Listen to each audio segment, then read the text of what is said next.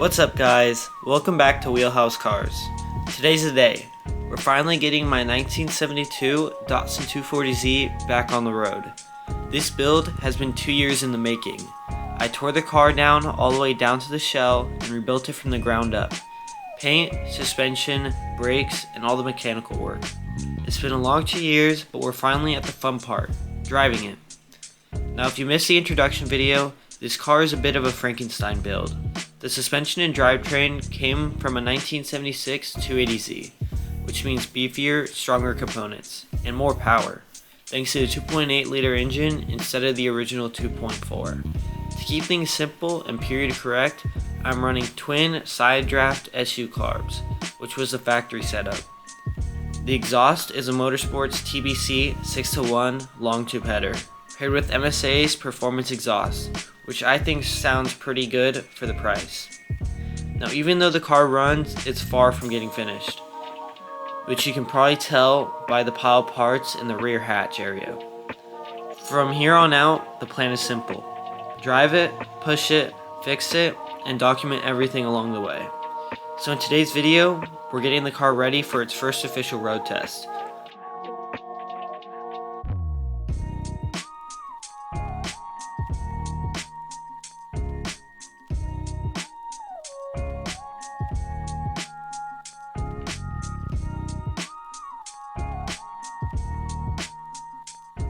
That starts with getting the heater control panel out of the way.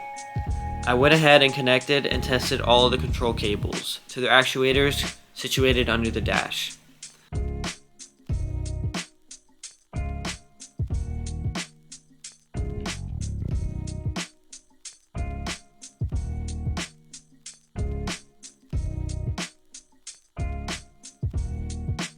Next step is to secure the panel to the dash with 4 screws.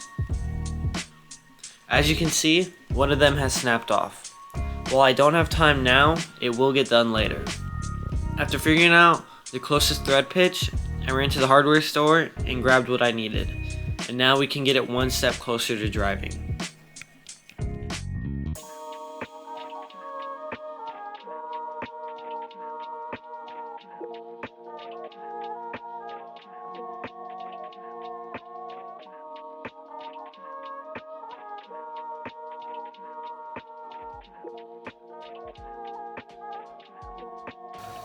Okay, now that this heater control panel is in, it's not completely in since there is a broken bolt here, and these threads seem to be messed up in some way, so I'm gonna have to chase that. But it's good enough. It's not in the way of shifting. So obviously, I don't have the center console. The dash isn't all the way in with all the bolts, but at least now it's good enough to drive. So I'm gonna drive it. I'm gonna get gas because it's about a quarter. But throughout the drive, I'm gonna try to write down what I observe as terms of how it feels to drive, if there's any noises, any strange things, and that should tell me if there's problems. So this is kind of like the first road test. So let's get to it.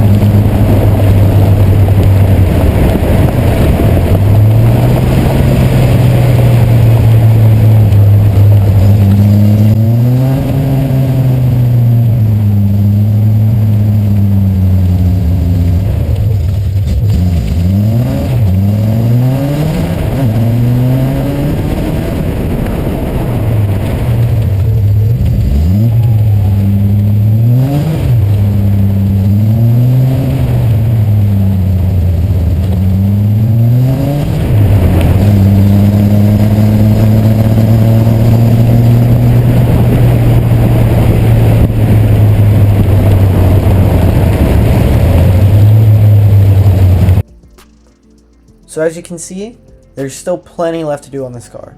On the suspension side, I need to get the front brace installed, then go back through and retorque all the bolts, just to make sure everything's tight and solid for steering.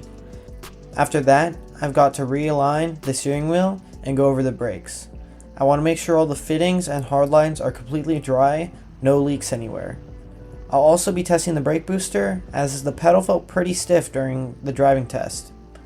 Moving over to the mechanical part, I still need to tune the carbs, replace the transmission reverse switch, check the rear main seal along with a few other seals, as well as install the finishing hoses for the engine.